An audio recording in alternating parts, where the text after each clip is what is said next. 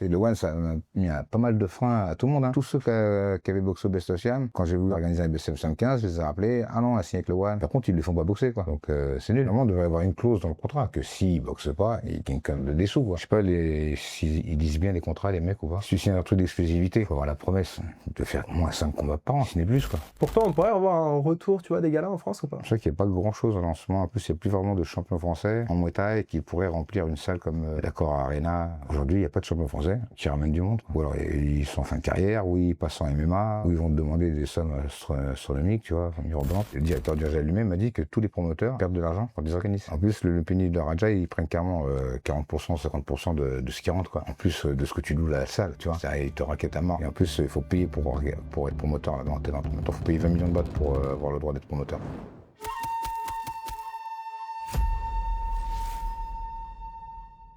Généralement, je vais assez vite sur la partie promotion, mais c'est à un moment donné, en 2012, j'ai créé avec mon ami Hakim et Krongsak le Best of Siam.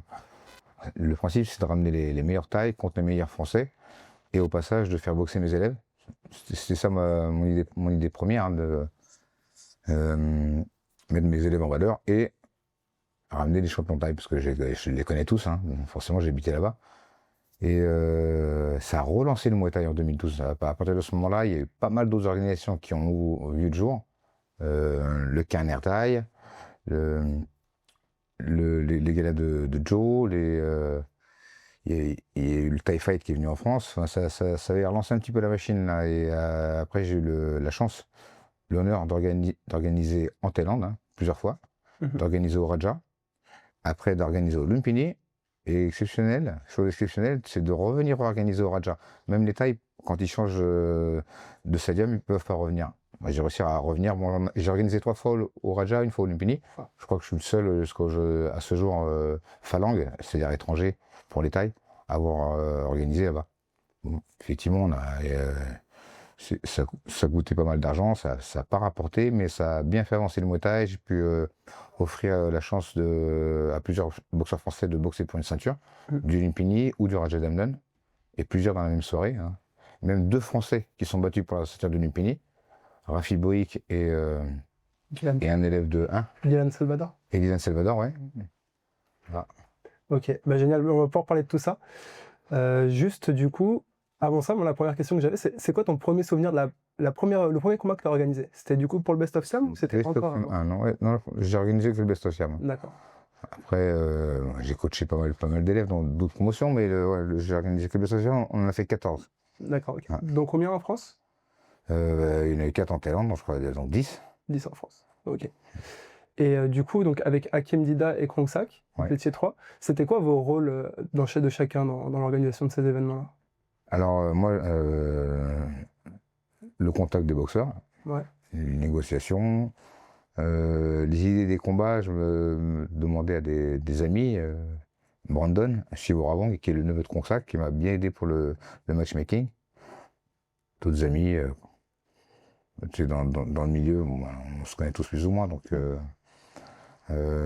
après Krongsak nous a présenté la télé, les gens de RMC, je crois. Et, on a profité des connaissances des gens au niveau de Krongsak. Moi, au niveau du matchmaking et Hakim, Hakim, déjà, au début, c'est lui qui a financé les 2 premiers Best of Siam avec son argent personnel. Il a perdu pas mal d'argent et après, par la suite, on s'est arrangé. J'ai mis aussi de ma poche. Ok. Parce que du coup, comment ça se passait? Vous organisez que en physique? C'était rediffusé à la télé? C'était en direct. Pas les 2 premiers. Les 2 premiers n'étaient pas en direct. C'est le 3e qui a commencé à être en direct. Et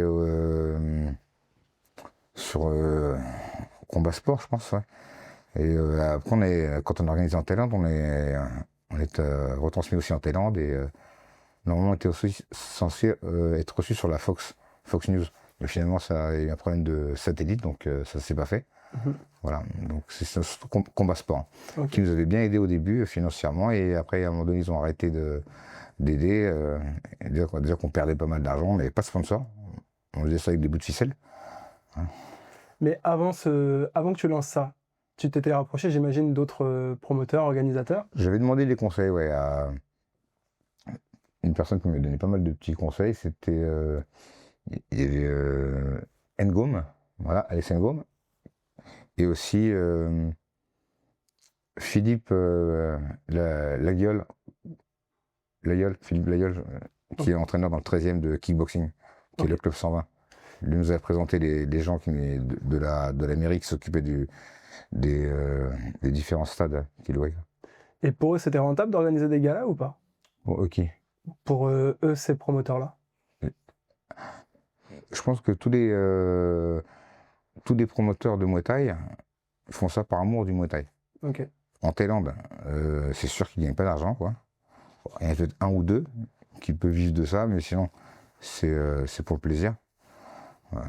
Parce que quand bien même il y aurait quelque chose à gagner, disons qu'il y a quand même plus de 5-6 personnes qui travaillent tous les jours pendant 2-3 mois, quoi. Mm. Et c'est pas parce qu'il reste 10 000 euros, on va faire quoi avec 6 personnes, 10 000 euros, enfin, c'est pour le prochain gala, quoi.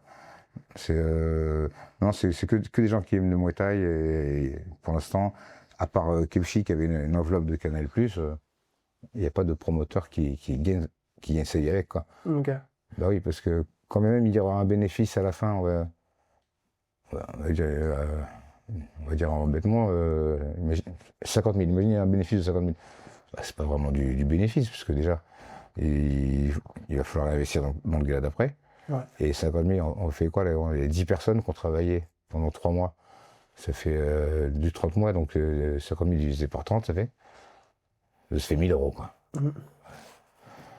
1 000 euros par mois pour se casser la tête 24 sur 24 et pas dormir la nuit, c'est plus pour le plaisir, quoi. C'est pas pour l'argent. C'est pour ça que tu as arrêté, toi, du coup? Enfin, parce qu'au bout d'un moment, tu t'y retrouves plus quand tu organises des événements comme ça? J'avais arrêté parce que, effectivement, quand je voulais réorganiser, il y a la plupart des gens ou étaient passés au MMA, ou avaient signé avec le One, mais ne boxaient pas, ou bien demandaient 3 fois les bourses, 3 fois ce qu'ils avaient demandé au restaurant des social, quoi. Donc on perdait de l'argent. Alors maintenant, si le mec il demande une bourse multipliée par 3, et qu'en plus Combat Sport ne nous aidait pas, donc tout ça fait qu'on a arrêté, quoi. Ouais, parce que pour... En plus, on se dispute avec les spectateurs parce qu'ils sont pas contents. On se dispute avec les boxeurs parce qu'ils sont pas contents. On se dispute avec les amis parce qu'ils veulent des places gratuites. Donc on se dispute avec tout le monde, on perd de l'argent et on se fait engueuler.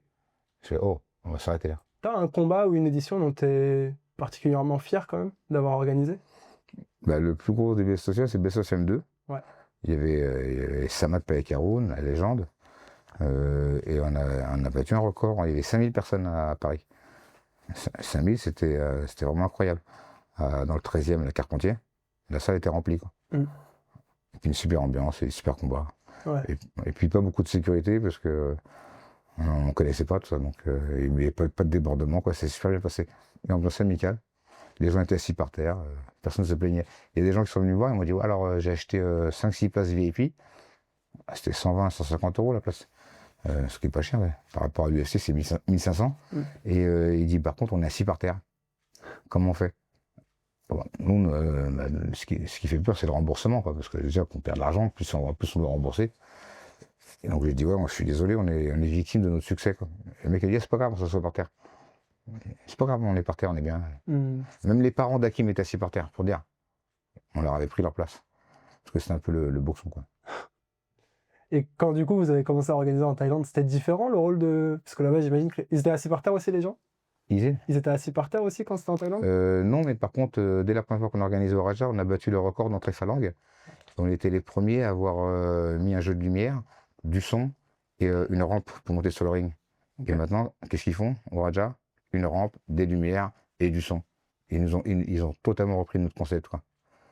Les France-Thaïlande, les Europe-Thaïlande, ils ont pris le concept, les lumières, le son. On leur a donné une nouvelle idée, quoi, quand je suis arrivé, quoi. Et parce que il n'y avait jamais eu de scène, il n'y avait jamais eu de jeu de lumière. Enfin, c'était simple, quoi. Il n'y avait pas de speaker. Maintenant, ils font tout comme si on avait instigé un petit peu ça. Comme si c'était du show, quoi, en fait. La partie spectacle, ouais, qu'ils avaient un petit peu omis, quoi. Et c'est vrai que les étrangers, ils aiment bien ça. La musique, le truc, et certes le combat, mais après il y a tout un encadrement, quoi. Et financièrement, c'est pareil, ça suivait pas, même en Thaïlande. Ça? Ça suivait pas, même en Thaïlande. Même s'il y avait Surtout en plus de Thaïlande. push. Surtout en Thaïlande? Ah oui, surtout en Thaïlande. Mm. Surtout le Mpini, quoi. Et Parce que le jour où on organisait le Mpini, il y a eu une averse de malades.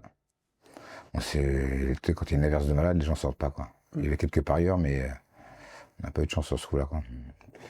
t'avais des paris, enfin, tu gérais aussi, t'encadrais une partie paris, parce que je sais que c'est populaire en Thaïlande. Bah, les paris, les gens ce sont des professionnels, hein. Moi, j'ai pas mon mot à dire là-dessus. Il y a une partie des gradins où il y a que des Thaïs là qui sont debout en train de crier là. Eux ils se connaissent depuis des années, ils parient entre eux. Ok. Ils s'autogèrent, quoi. Ça n'a rien à voir avec le stadium, quoi. Mais dans un cas comme ça, les promoteurs, ils récupèrent rien sur... Non, non, on ne récupère rien. Bah, en fait, les mecs payent leur billet d'entrée, quoi. Ok. Donc, à ce moment-là, ils ont payé leur place, ils font ce qu'ils veulent dedans, quoi.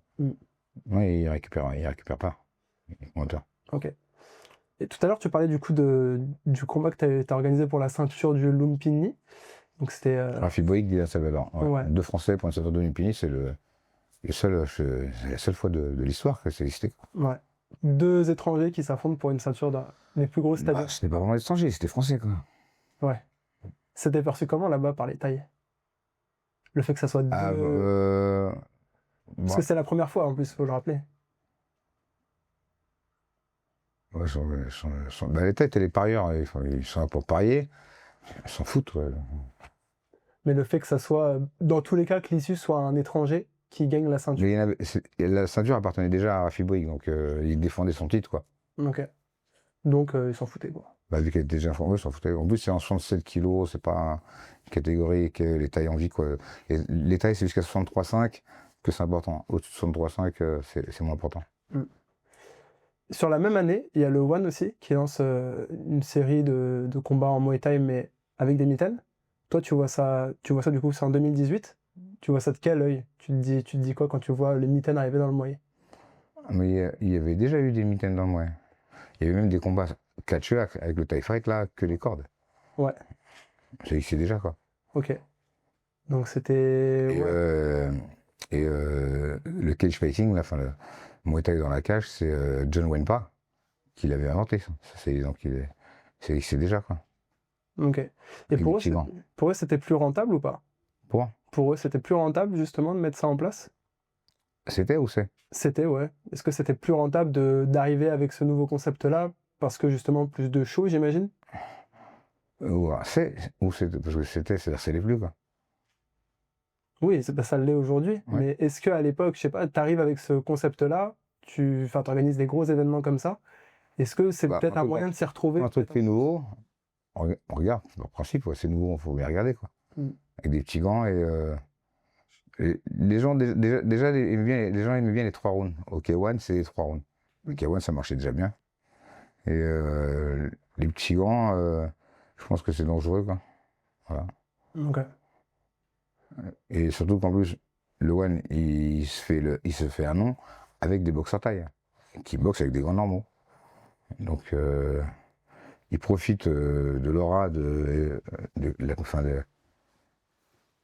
la popularité des boxeurs thaïs pour se faire un nom, mais il leur donne des petits gants, donc pour qu'ils s'en foutent encore plus plein la gueule, qu'il y ait plus de sang.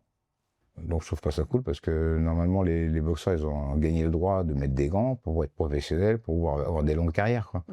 Et là maintenant, c'est comme si on perdait nos droits, quoi.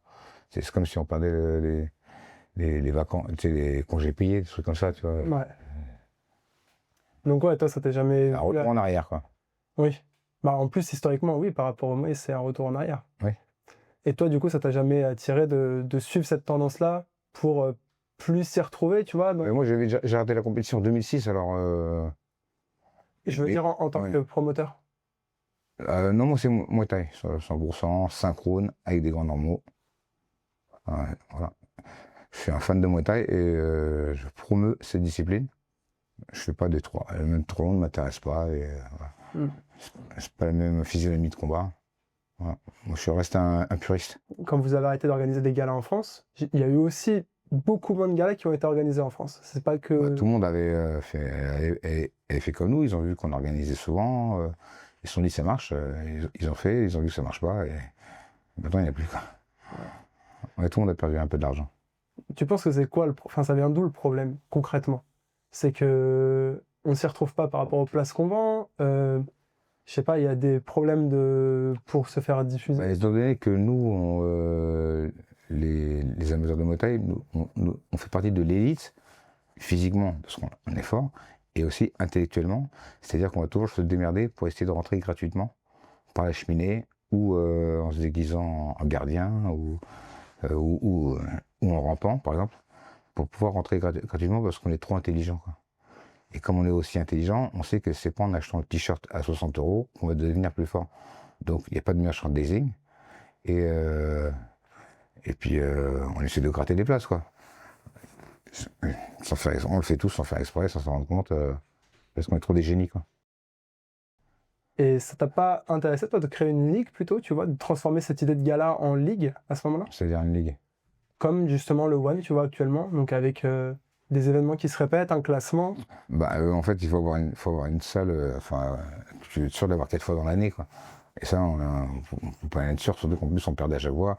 On pouvait pas se promettre sans sponsor, commencer à organiser des 4-5 fois par an. Et déjà, on n'a même pas la salle, quoi. Pour trouver une salle, c'est pas évident, quoi. C'est celle de la mairie qui nous prête, qui font pas cher, quoi. Ok. Pourtant, on pourrait avoir un retour, tu vois, des galas en France ou pas? C'est vrai qu'il n'y a pas grand-chose en lancement. En plus, il n'y a plus vraiment de champions français en Muay Thai qui pourraient remplir une salle comme l'Accor Arena, tiens, ou une autre grande salle, quoi. Aujourd'hui, il n'y a pas de champion français qui ramène du monde, quoi. Ou alors ils sont en fin de carrière, ou ils passent en MMA, ou ils vont te demander des sommes astronomiques, tu vois, mirobolantes. Mais comment tu te positionnes, toi, aujourd'hui? Parce que aujourd'hui, dans le Muay en France, t'es la figure, tu vois, qui pousse les choses médiatiquement. Est-ce que ça te manque, les galas? Est-ce que tu as envie d'en recréer? Est-ce que je sais pas, est-ce que tu as des idées, tu vois, pour relancer ce concept-là? Ou tu penses que bah, le futur, il est vers autre chose? Non, bah, si on reste dans le Muay, pour que ça continue, en fait, il faudrait recommencer à faire des interclubs. Et il faudrait avoir une salle de boxe privée qu'on peut louer, tu vois, enfin, pas trop cher, pour pouvoir organiser souvent, quoi. Et faire signer des contrats à tous les gens, quoi, qui boxent avec nous. Faut pas qu'ils boxent ailleurs, il faut pas qu'ils nous lâchent, il faut pas que. Et il faudrait redémarrer de zéro, quoi. Avec les mêmes règles ou sans... Oui, non, mais Ouais. les règles ne changent pas. Enfin, le moto, c'est pareil, mais il faudrait redémarrer de zéro, c'est-à-dire, là, il n'y a pas de champion du monde français. Bon, on repart à refaire des interclubs. Tout le monde se boxe. Lui, il est meilleur, et les meilleurs se boxent entre eux. Après, on peut faire un classement. Et ouais. Moi, je pense qu'il faut déjà des interclubs parce que tous les. Sans parler de la réputation du sport, qui doit grossir, mais déjà, vu qu'il y a le MMA, ils ont besoin de boxe taille, donc au final, on est toujours dans le coup, quoi. Et. C'est quoi la question, d'ailleurs? Ouais, bah, du coup, là, tu parlais des interclubs, c'est intéressant, tu vois. Ouais, les gens, quand ils arrivent dans une salle de boxe taille, si tu leur dis, ouais, t'as un combat, tu peux boxer dans 6 mois, un interclub, un truc assez rapidement, quoi, ça va les motiver, quoi. Mais là, il n'y a pas grand-chose. La Fédé organise des trucs, mais 3-4 dans l'année, tu vois, c'est pas énorme, quoi. Tiens. Comment ça se passe dans les autres pays, je sais pas, d'Europe? En Thaïlande, il y a des combats tous les jours, dans toutes les villes, tu vois. Ouais. Là, tu peux boxer souvent, quoi. Mais moins qu'avant, quand même, aujourd'hui. En Thaïlande, je sais pas, non, pareil, non. Autant tu trouves que quand... Bah, vu qu'il y en avait tous les jours dans toutes les villes, et il y en a toujours tous les jours dans toutes les villes, donc effectivement, pendant le Covid, je crois qu'il y a eu beaucoup de clubs qui ont fermé. Tu vois, est-ce que c'est pas aussi le Covid qui a fait qu'il y a eu moins de hype, si je peux dire ça comme ça, autour du Muay? Bah non, mais il y a plus du tout de sport il y a plus de. Oui, Je crois qu'il y avait quand même, ils organisaient des combats, mais pas souvent et pas tous les jours, et beaucoup de clubs ont fermé, quoi. Après, c'est pas une question de MMA, quoi.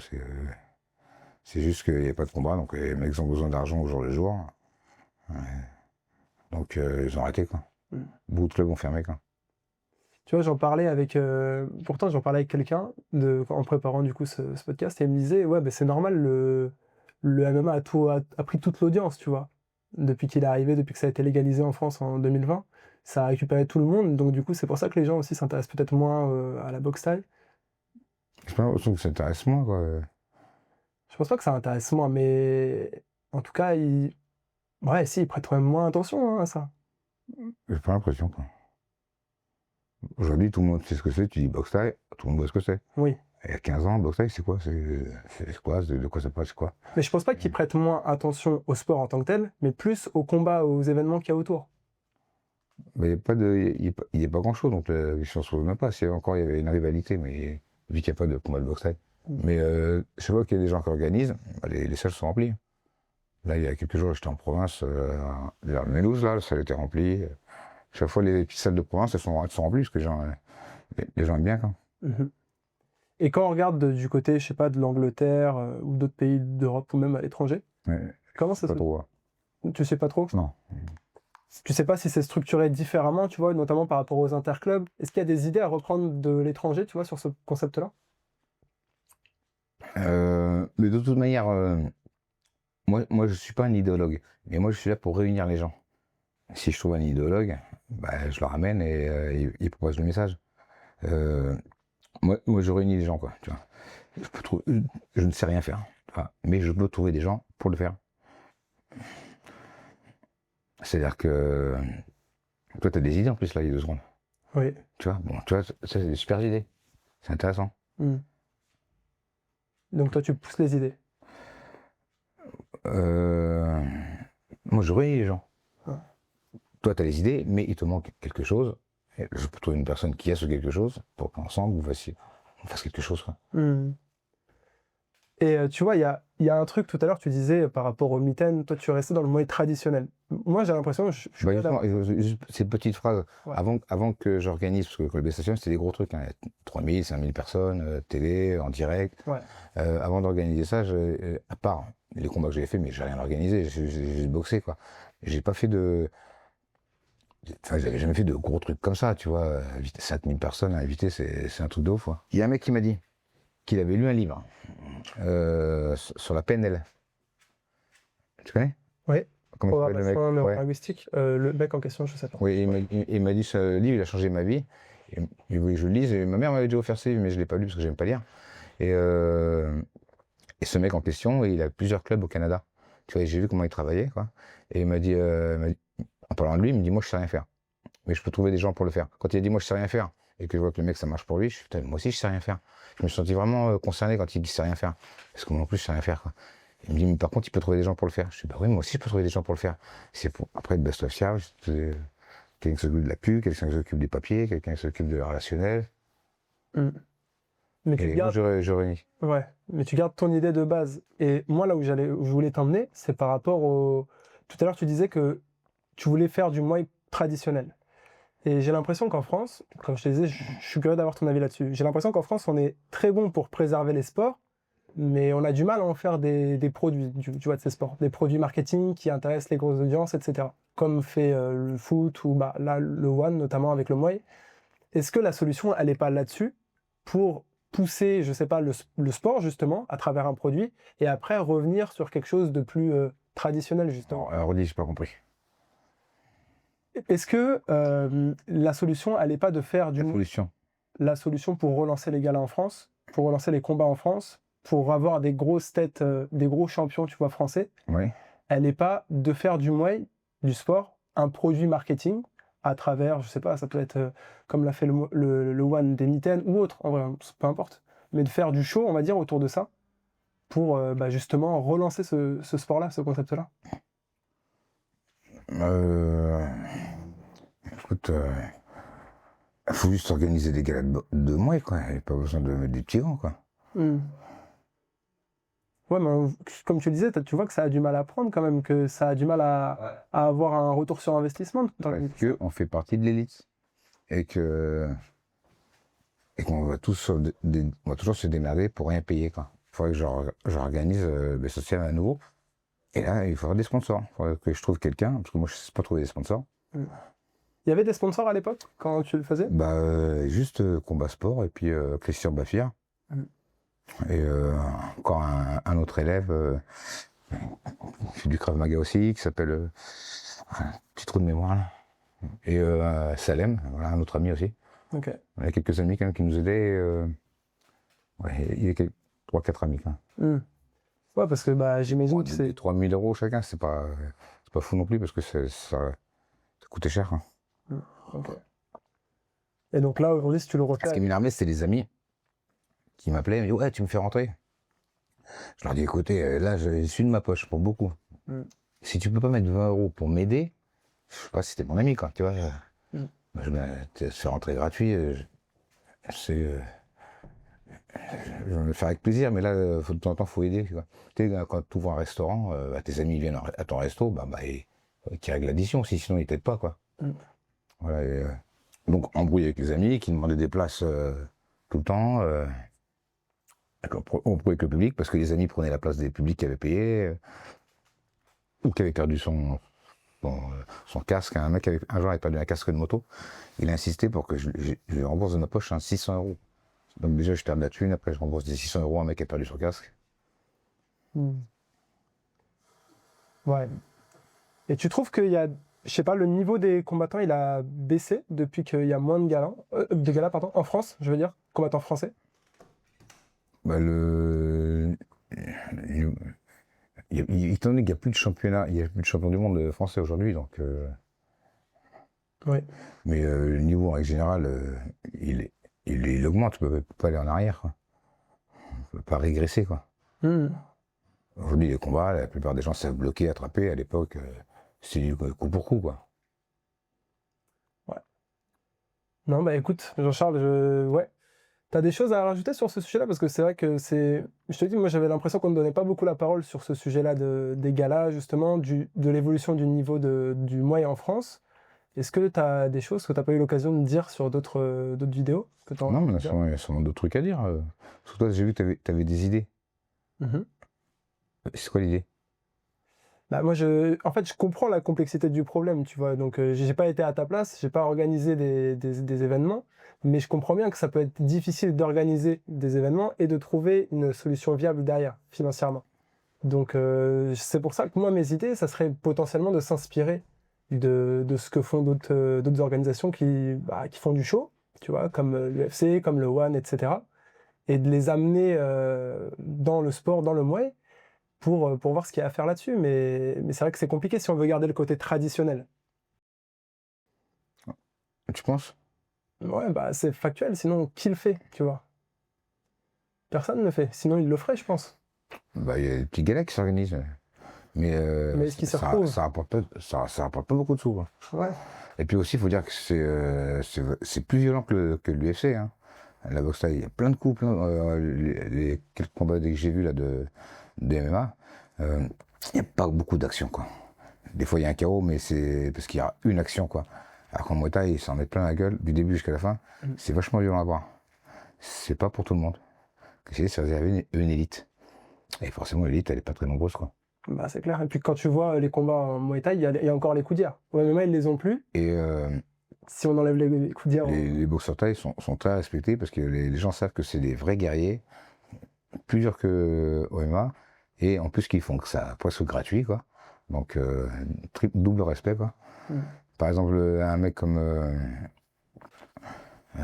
Anderson Silva, tu vois, une grosse star de MMA, ou Georges Saint-Pierre, s'il n'y a qu'une chaise et qu'il y a Boakai ou Saint-Chai, ils vont laisser s'asseoir, quoi.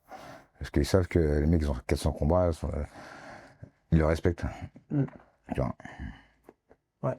Après, certes, en Muay Thai, il y a moins d'argent, mais il y a plus de respect, j'ai l'impression, quoi. Encore aujourd'hui. C'est vrai que dans les MMA, ils s'insultent tout le temps. En Muay Thai, il n'y a pas ça. Ouais, c'est vrai. Ouais. C'est vrai. Et même quand tu regardes au One, il n'y a pas de... Enfin, ils font du show, mais il n'y a pas trop de trash talk. Non, il n'y a pas, non. Comment tu l'expliques, ça?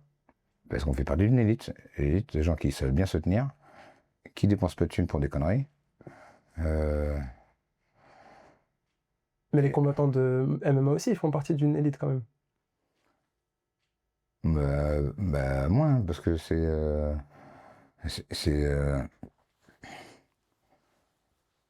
Quand tu regardes un c'est monsieur tout le monde McGregor. hein, qui va regarder l'UFC. Hein, Ok, tu veux dire par rapport aux gens qui regardent le sport?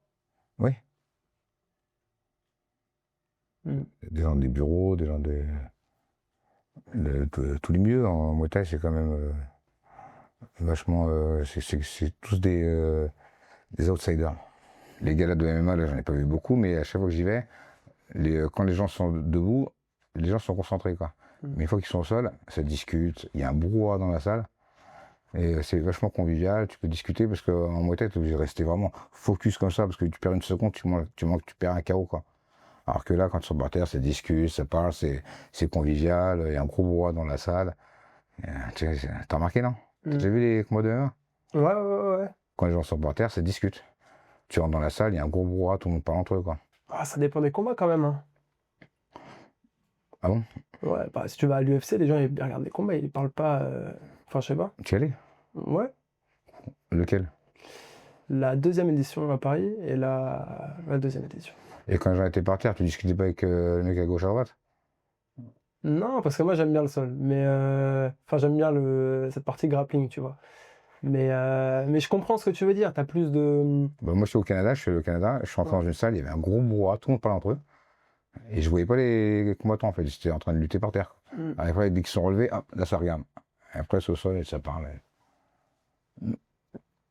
Ah, je sais pas, il y a quand même une ambiance, tu vois, dans les combats de MMA. Surtout, Quand ils sont surtout à debout. Paris, là, tu Mais vois. quand ils sont allongés, ça discute, quoi. C'est moins Bah, captivant. peut-être pas faire attention, quoi.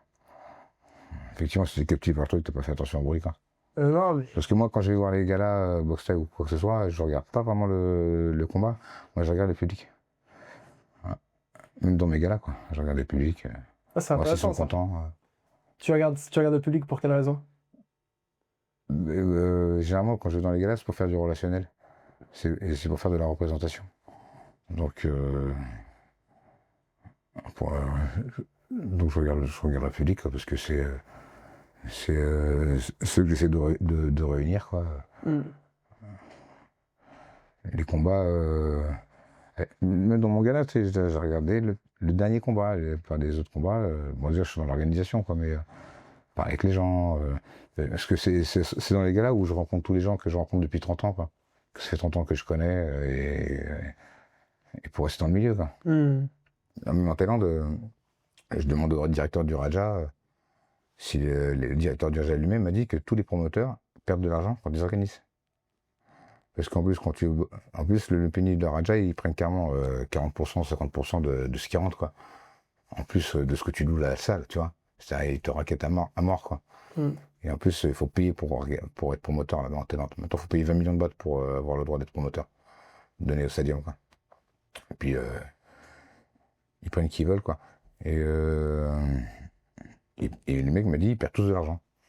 Et je suis mais pourquoi ils font ça? Il me fait, en fait, c'est des mecs qui ont tous des gros business, qui sont déjà millionnaires, mais ils se font chier dans la vie. Et là, maintenant, ils s'achètent une image de marque, ils s'achètent un costume de promoteur, quoi. Hmm.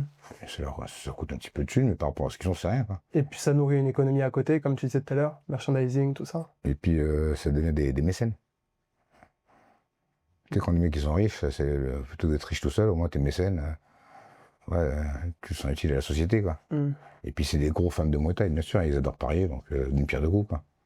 Et le directeur de la il dit, il n'y a que son Chai, bon maintenant il a arrêté, qui gagne de l'argent.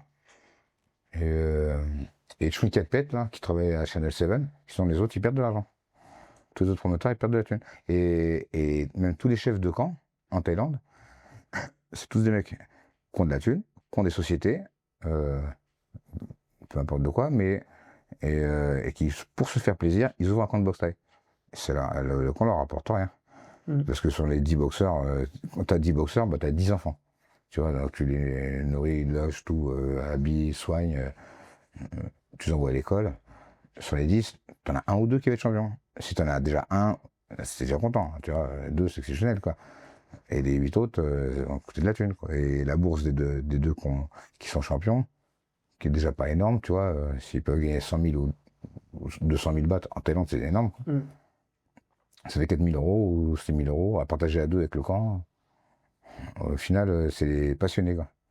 Comment ils font les Songchai et autres, tu vois, enfin, j'ai pas retenu son nom, excuse-moi, celui qui fait qui organise les combats à Channel 7, c'est qui? Il a le contrat, il a le contrat de télé, quoi. Ok. Voilà. Comme à l'époque, Sami Kepché avait l'argent de Canal+. Il nous donnait une enveloppe pour pouvoir organiser plusieurs combats par an. Un truc conséquent, quoi. Ouais. Et Songchai, bon, bah, vu qu'il est dans le milieu de. C'est le meilleur. Bon, maintenant, il a arrêté, là, mais il avait donc tous les contacts, forcément, quoi. La télé, les sponsors. Et puis, il y avait une entreprise de 15 personnes, 20 personnes qui travaillaient 24/24 pour lui, quoi. Pourquoi on a arrêté en France d'organiser des combats à la télé? Ouais, c'est dommage, hein. Ouais. Je sais pas, c'est dingue. Ouais. Bah, de toute façon, mais. Je te dis, à un moment donné, moi, j'étais sur RMC, là, enfin Combat Sport, qui dépendait de RMC. Donc ça passait comme un peu la télé. Après, ils ont arrêté d'aider. Donc, je sais pas, une nouvelle politique. Parce qu'il y a peut-être d'autres personnes qui sont venues, qui ont cassé les prix. Ils se sont dit, bon, bah, on peut avoir les combats du Lumpini pour quelques centaines d'euros. Pourquoi donner à plusieurs milliers à un mec pour organiser, tu vois? Ouais, mais en France, t'as plus du tout de moyens à la télé. Ouais, dommage, ouais. Ah ouais, plus grand chose, ouais. Tu penses que ça pourrait revenir ou pas? Mais si tu organises à des gens connus, tu peux remplir une grosse salle. Ouais. Mais bon, faut la. Là, il y a qui là Youssef Bouganem, mais il est parti en MMA. Jimmy Bienou aussi, il est parti, tu vois. Puis il a arrêté. Sami Sana, je sais pas ce qu'il fait. Il va boxer bientôt, mais je sais pas s'il est encore avec le One ou pas. Tu sais, le One, ça a mis pas mal de freins à tout le monde, hein. Avec les contrats? Tous ceux qui avaient boxé au Best of Siam, quand j'ai voulu penser à organiser un Best of Siam 15, je les ai rappelés. Ah non, on a signé avec le One. Et par contre, ils ne les font pas boxer, quoi. Donc, c'est nul. Ils ne peuvent pas boxer pour nous. Et ils ont été malins sur ce coup-là, quoi. J'ai signé des contrats d'exclusivité à tous les boxeurs à un petit niveau de la planète. Et c'est vrai que les mecs peuvent se boxer qu'au One, quoi. C'est pour ça que j'ai dit qu'il faut recommencer avec des interclubs, monter des gens. Et quand tu dis monter des gens, c'est monter aussi, parce que tu l'as dit, les combattants, ils n'ont pas forcément perdu un niveau. Mais c'est l'image médiatique qu'il y a autour qui n'est pas forcément construite encore, j'imagine, autour des combattants. Ben, s'il y avait des champions, l'image médiatique, elle viendrait d'elle-même, mais faut les créer, ces champions, quoi. Ouais. Faut que les mecs les voient souvent bosser, à la télé, de préférence. Parce que le One, quand ils se sont lancés, tous les gros champions qu'on connaît aujourd'hui qui sont au One, les Rotten, Superbone, Superlek, tout ça, ils avaient déjà une image ils étaient déjà médiatisés en Thaïlande ou pas encore? Ou ils se sont construits justement avec le One? C'est des boxeurs, c'est des champions déjà. Ouais. T'as Wan Chai et Rotan aussi. Les boxeurs en Thaïlande, ils avaient une bonne bourse pour la Thaïlande, c'est-à-dire 3 000 euros, mais c'est pas énorme maintenant. Regarde, Rotan qui est 250 000, 300 000 euros pour un combat. À l'époque, c'est 3 000, quoi. Donc il a aidé quand même, il y a quelques personnes qui l'a rendu riche, tu vois, Chatri. Après, sinon, les autres, bon, c'est Nissan Mexen, qui l'a fait boxer une fois ou deux, et qui l'a tenu avec le contrat. C'est Misana. Au début, j'ai entendu que le One, ils avaient des problèmes financiers. Mais de toute façon, là, maintenant, ils organisent généralement le Lumpini le vendredi, ça, non? Ouais. Et après, les gros trucs qu'ils font un peu partout dans le monde, ils font ça où, là? Ça dépend des éditions, mais des fois... Ils en font moins, là, non? Comment? Ils en font moins? Bah non, là, t'as un gros événement au Japon, notamment. Oui. Et c'est en novembre. Et il y aura qui? Il y a plein de gros noms. Je crois que tu as 7 ceintures, 7 titres qui se partagent sur une seule soirée. Donc que des grosses têtes. Chatri, c'est un mec des affaires, du business, qui a ramené son savoir-faire du business dans le Muay Thai, quoi. Et c'est incroyable ce qu'il a fait. J'aimerais bien le rencontrer, mais j'ai envoyé 2 messages, il n'a pas répondu, quoi. Donc si tu m'entends, Chatri, ce serait gentil de me rappeler. Bah écoute, je sais pas, faudrait creuser hein, sur ce que. Et pareil, il a apparemment un caractère difficile. Ouais, Par exemple, avec Kaoklai qui s'entraîne à Evolve, là, à l'époque, je lui dis, ou Chaolit, je lui dis, je vais vous faire venir en France pour un stage. Ils m'ont dit, ah non, Châtery ne nous laissera pas. Je fais, attendez, il y a une semaine de vacances. Enfin, il peut pas te refuser ça, quoi. Enfin, tu es en stage, quoi. Mm. Il fait, non, non, il est comme ça. Et bizarre, pas cool. Bah, apparemment, il y a plein de combattants qui ont eu des soucis, tu vois, avec lui. Parce que financièrement, ils étaient payés un peu au lance-pierre, etc. Et est-ce que c'est pas ça aussi qui fait que. Bah, Quoi, il paye pas? je pense pas qu'ils payent pas, parce que sinon personne ne Ouais. combattrait. Mais en tout cas, pas. Bah, je sais que le million de dollars qu'avait gagné Petrosian, au tournoi de. Tu sais, 1 million de dollars à gagner, là. Mhm. Bon, en fait, il laisse ça sur plusieurs années, quoi. C'est pas tout d'un coup. Mm. Ben, ah, 1 million à gagner et tout, vainqueur du tournoi. Bon, ben, en plusieurs fois, sur 2-3 ans, quoi. Mm. C'est mieux que rien, mais c'est pas 1 million d'un coup, quoi. Ouais. Non, parce qu'il y a ça aussi à prendre en compte. Il se démerde bien, quoi. Ouais. Incroyable là, ce qu'il a réussi à faire, là. Devenu le numéro 1 dans le Muay Thai dans le monde, là. En 1 an, 2 ans, là. Alors que j'ai jamais entendu parler de lui avant, quoi. Ouais. Tu t'attendais à ce que ça ait un tel succès, toi, quand ça a été lancé ou pas? Euh, Parce que, non, je trouvais pas, non. bah, il fait aussi partie de l'élite, tu vois. Mais pourtant, il arrive à réunir des foules. Ouais, faut s'en inspirer, quoi. Mm. Bah, déjà, il a que le truc des contrats, de bloquer tout le monde. Bah, il y a quand même plusieurs carrières de personnes qui a dû arrêter avant l'heure, quoi. Mm. Donc, un exemple à suivre, peut-être, ou peut-être pas. Hein. Ouais. Parce qu'il n'y a plus de mouille en France maintenant. Il y a plus de. De mouille en France, parce que tous les champions ont signé avec lui. Ouais. S'il fait ça dans tous les pays, Il aura tout le monde. hein? Il aura tout le monde. Oui, mais il ne fait pas boxer. Comment? Il les fait pas boxer. Il fait pas boxer. Ouais. Ouais. Mais normalement, il devrait y avoir une clause dans le contrat que s'il ne boxe pas, il gagne quand même des sous, quoi. Mm. Je sais pas s'ils lisent bien les contrats, les mecs, ou pas, avant de lire, quoi. Parce que si tu signes un truc d'exclusivité, il faut avoir la promesse de faire au moins 5 combats par an, 4, 5, 6, tu vois. Si ce n'est plus, quoi. Mm. Sinon, faire une exclusivité pour un combat par an, non, quoi, c'est nul. Mm. Parce que les jeunes, ils font 12 combats par an, toi, tu fais qu'un combat par an, au bout de 2 ans, tu n'as plus de niveau, quoi. Bah, et puis tu tues ta carrière, parce que tu peux pas aller combattre ailleurs. Bah oui. Mais ouais, en tout cas, c'est une solution, tu vois, peut-être ça, les droits Quand tu télé. dis solution, c'est comme s'il y avait un problème, quoi. Comment? Quand tu dis solution, relancer. Mais parce que je trouve qu'il y a un problème. Et Non, il faut juste faire des trucs sans être négatif, quoi. Tu veux faire alors, un gala, quand même, organise c'est un gala. dommage, tu vois. C'est dommage qu'il y ait moins. Faut pas penser comme ça, quoi. Y a pas de c'est dommage. Alors, si tu veux faire un truc, il faut le faire, quoi. Si tu dis, ouais, c'est dommage que les autres le font pas, et qu'en même temps, toi, tu fais pas. Tu vois, Mm. donc, si tu veux faire un truc, tu fais. En tout cas, il y a de plus en plus de clubs de Muay Thai. Ouais. De plus en plus de gens dans les clubs. De plus en plus populaires. De plus en plus de filles. De plus en plus de jeunes. De plus en plus d'anciens. Enfin, ça marche bien au niveau des clubs. Après, tout le monde veut pas faire de la compétition. Tu vois, parce que c'est quand même super dur, quoi.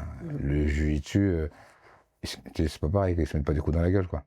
Tout le monde veut faire un peu de combat de jiu-jitsu, mais des combats de Muay Thai, il y a beaucoup de spectateurs. C'est Georges Saint-Pierre qui me dit ça. Il me dit, ouais, parce que lui, il vend des cassettes vidéo d'explications de MMA, quoi, jiu-jitsu MMA, quoi, et ça marche très très bien, quoi, pour lui et ceux qui font des tutos de jiu-jitsu, quoi. Ouais. Mais le Muay Thai, il y a beaucoup de spectateurs et pas beaucoup de gens qui veulent en faire. Alors que les compètes de jiu-jitsu, personne ne veut les voir, quoi. Il n'y a pas de spectateurs.